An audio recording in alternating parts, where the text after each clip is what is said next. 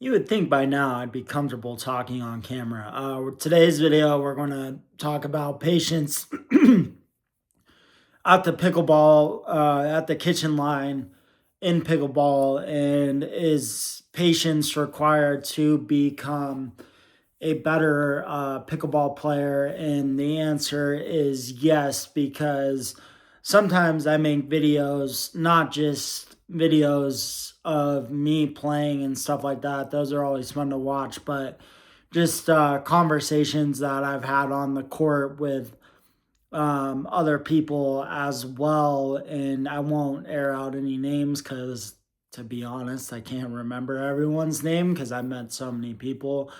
Not because I'm popular, that's just kind of part of pickleball. But one thing I was kind of talking about in between games today was talking about something that I personally struggle with. And I was talking about how, like, to me, sometimes getting in a dink rally, I can lose interest or focus for that matter and be like, oh, this is boring, somebody speed the ball up. And that's where the topic of like patience at the kitchen line comes in, right? Like, you have to stay engaged and you have to paddle track and you have to ball track and be ready for somebody to make a mistake and stuff like that. And it's not always the most, fascinating thing. It's like, oh, I wish somebody would speed it up, or, I wish this would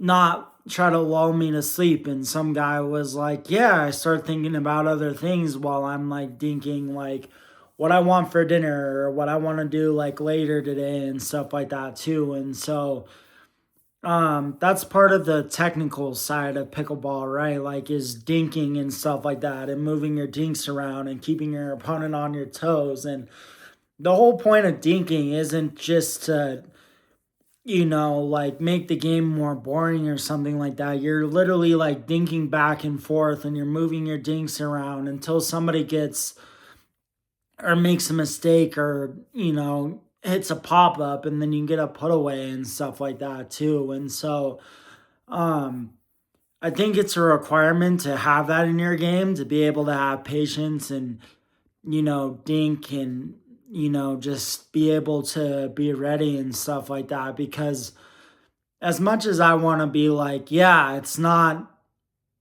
an important part of the game, it's like, no, it really is an important part of the game. And that's something that I need to do a lot better at. And I personally need to have a lot more patience with it and stuff like that. And be ready to